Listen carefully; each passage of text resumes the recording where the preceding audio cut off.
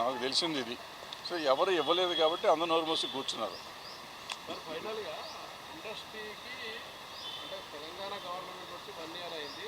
Industry ఏదైతే అనుకుంటున్నామో ఇప్పుడు ఈ ఇండస్ట్రీ గవర్నమెంట్ దగ్గర పడానికి 1 ఇయర్ ఎందుకు పట్టింది? ఇండస్ట్రీ గవర్నమెంట్ దగ్గరికి వెళ్ళాల్సిన అవసరం ఏం పని ఉంది వీళ్ళకి? సమస్యలు ఉంటే వెళ్ళాలి. సమస్య అంటే ఇప్పుడు నేను వెళ్ళిన సమస్య కోసం వెళ్ళలేదు కదా. నేను ఫలానా సమస్యకి వెళ్ళారని ఎవరినైనా చెప్పానండి ఒకళ్ళు. అంటే చంద్రబాబు నాయుడు ముఖ్యమంత్రి అయితే పవన్ కళ్యాణ్ ముఖ్యమంత్రి అయితే ట్రీట్లు పెట్టిన మీ ఇండస్ట్రీ తెలంగాణ ముఖ్యమంత్రి దగ్గర పడని సంవత్సరం ఎందుకు పట్టిందని నా క్వశ్చన్. అమ్మ ఎప్పుడు ఎవరిని విష్ చేయమమ్మా. ఇప్పుడు ఊరికి అనవసరంగా వాళ్ళకి చేశారు, వీళ్ళకి చేశారు, వీళ్ళకి చేయలేదు, వాళ్ళకి చేయలేదని మనం అంటే ఇంతకుముందు ఎప్పుడు ఎన్టీ రామారావు గారికి చేశారా, నాగేశ్వరరావుకి చేశారా, సోమబాబు చేశారా, కృష్ణ గారికి చేశారా, చిరంజీవి గారికి చేశారా, బాలకృష్ణ గారికి చేశారు. ఎవరికి చేసాము? ఎవరు చేయలేదు. వాళ్ళు చేయలేదు, వీళ్ళు చేయలేదు. అంటే జనరల్గా ఇప్పుడు ఏమైపోయిందంటే ప్రతిదాన్ని మనం ఎక్కువ భూతద్దంలో చూడటం మొదలెట్టాం. అంతే తప్ప పలానా వాళ్ళు చేశారు, పలానా వాళ్ళు చేయలేదు అనేది ఏం లేదు.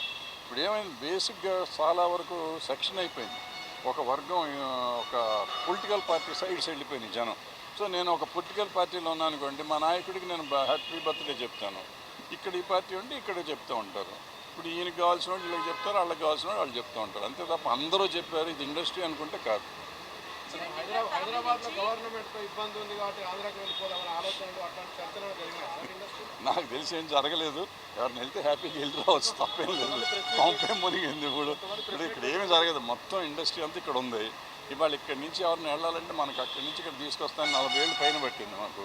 వీళ్ళు ఇక్కడి నుంచి వెళ్తామంటే వెళ్ళేవాళ్ళు వెళ్ళండి. ఇప్పుడు ఎట్లాగో ఉంటుంది అక్కడ. సినిమా అక్కడ తీయకుండా ఉండలేము. ఆంధ్రాలో మనకు కొన్ని కావాలంటే, సముద్రం కావాలంటే ఇక్కడ తేలేం కదా. అక్కడికి వెళ్ళి తీస్తాము. అట్లా కొన్ని చోట్ల ఇంతకుముందు గోదావరికి వెళ్ళి పొలాలు కావాలంటే అటు వెళ్ళేవాళ్ళని. ఇవాళ సస్యశ్యామలంగా ఉంది తెలంగాణ. ఇక్కడే తీస్తున్నాం పొలాలు కూడా. సో ఇట్లా అవసరమైతే వెళ్తాం. ఏమో మీలాంటి గొప్ప వాళ్ళు ఎవరన్నా సముద్రాన్ని ఇక్కడ తీస్తే సముద్రం కూడా ఇక్కడ తీస్తాం.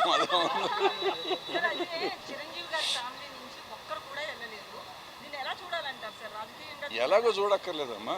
నాకంటే గొప్ప వాళ్ళు నేను వెళ్ళలేదు, వాళ్ళు వెళ్ళారు. అదేం లేదు. అంటే ప్రాబ్లం వాళ్ళకి ఇన్విటేషన్ లేదేమో.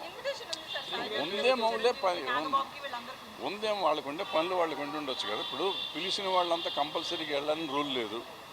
ఇక పిలవని వాళ్ళు కూడా పిలవకుండా వెళ్ళాలని రూల్ లేదు. పిలవకుండా కూడా కొంతమంది వెళ్ళుంటారు. అట్లా అది లేదు, ఇది లేదు. సో డెఫినెట్గా వాళ్ళని గుర్తించి ఉంటారు. మీరు చెప్పినట్టు పిలిచే ఉంటారు. రకరకాల సమస్యల్లో వాళ్ళు వెళ్ళి ఉంటారు. ఏంటనేది నాకు తెలియదు. ఇస్తారు, ఈ సంవత్సరం ఇస్తారు, గ్యారంటీకి అవార్డులు అయితే ఇస్తారు. ఎప్పుడు ఇస్తారు నాకు ఇంకా తెలియదు, కానీ గ్యారంటీకి ఇస్తారు. అయితే సెంట్రల్ గవర్నమెంట్ మనకి సంబంధం లేదు. హైదరాబాద్ పెట్టారు, మన వాళ్ళు ఎవరు వెళ్ళట్లేదు. పర్మనెంట్ హబ్ తీస్తారు కదా. ఈ గవర్నమెంట్ వచ్చినాక తీస్తారు కదా. బీజేపీ గవర్నమెంట్ వచ్చినాక తీస్తారు. ఇక్కడి నుంచి తీసేసి గోవా పంపించారు. అంటే నిజంగా ఏంటంటే ప్రాబ్లము, ఈవెన్ ఆ ఫెస్టివల్ కానీ ఈ ఫెస్టివల్కి కానీ ఆఫీసు ఢిల్లీలో పెడుతున్నారు వీళ్ళు. ఈ ఆఫీస్ ఎక్కడైతే హబ్ ఉంటుందో హబ్లో పెట్టాలి. వాళ్ళు పెట్టట్లు అక్కడ ఢిల్లీలో పెట్టి వీళ్ళ టికెట్లు, ఫ్లైట్ టికెట్లు, హోటల్కే డబ్బులు అయిపోతాయి. ఫెస్టివల్ ఇవి ఉంటాయి కదా ఆఫీసులకే డబ్బులు అయిపోతున్నాయి. ఆఫీసర్లకి హోటల్ ఖర్చులు, ఫ్లైట్ ఖర్చులు. చాలా దుర్మార్గమైన ఇది అది. దాన్ని ఎప్పుడు మారుస్తారో ఆ సిస్టమ్ నాకు తెలియదు. మారిస్తే బాగుంటుంది. ఈ దేశంలో కొంత డబ్బులు మిగులుతుంది.